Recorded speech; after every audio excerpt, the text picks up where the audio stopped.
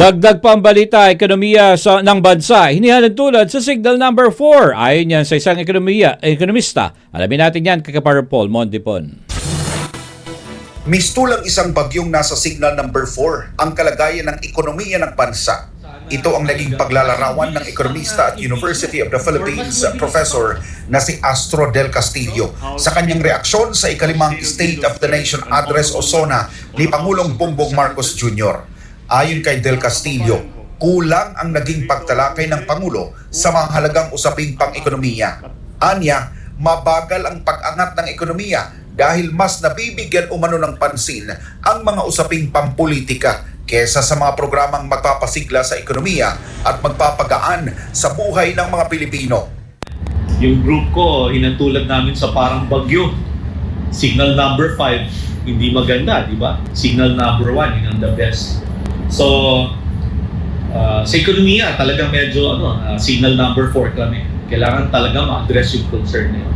Hindi lang ni Presidente, no? Na economic team niya.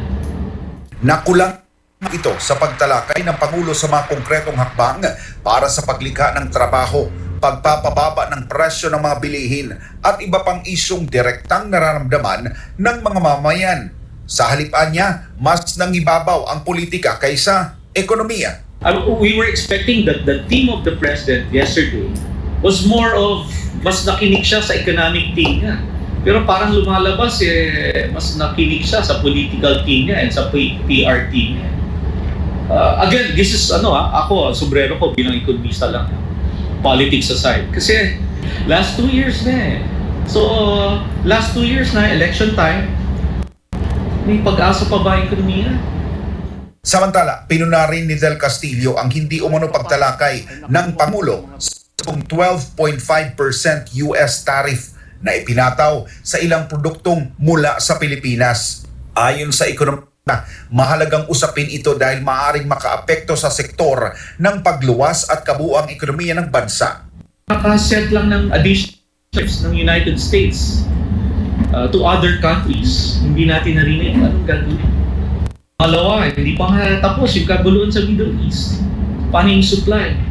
And again, paulit-ulit na sinasabi ko every time na I in other interviews, our priorities must be the economy, particularly food, no? Agriculture. Dapat agriculture ang priority. We should be secure yung ating food security. And this will manage inflation. Sa kabila ng kanyang obserbasyon, umaasa si Del Castillo na magagamit pa ng administrasyon ang natitirang 2 taon ng termino nito upang magpatupad ng mahakbang na magpapat sa ekonomiya, makahihikayat ng mas maraming pamumuhunan at makapagbibigay ng mas maraming oportunidad sa mga Pilipino. Para sa Diyos at sa Pilipinas kumahal, nag-uulat Paul Montipon, SMNI News.